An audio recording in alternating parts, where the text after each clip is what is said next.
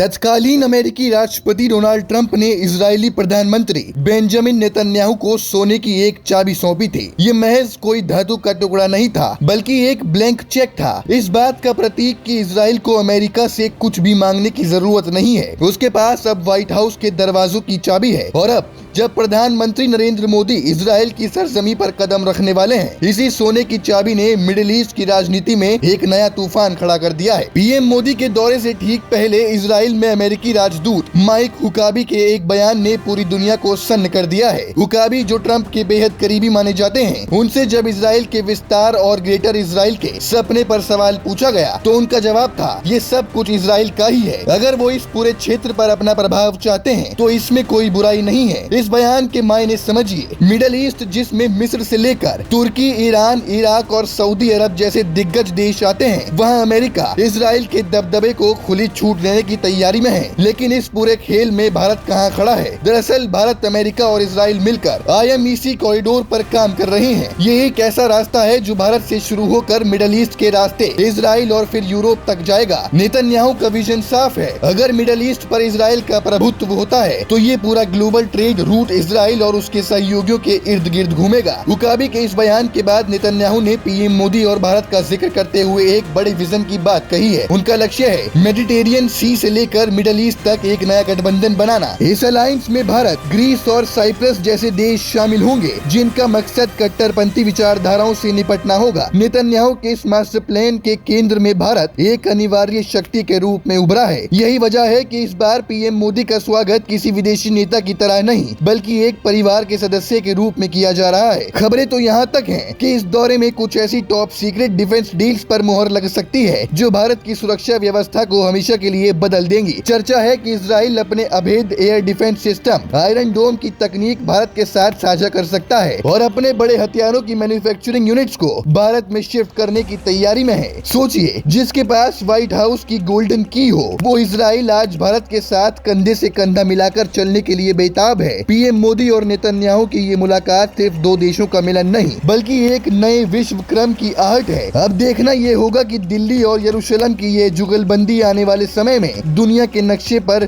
क्या तहलका मचाती है।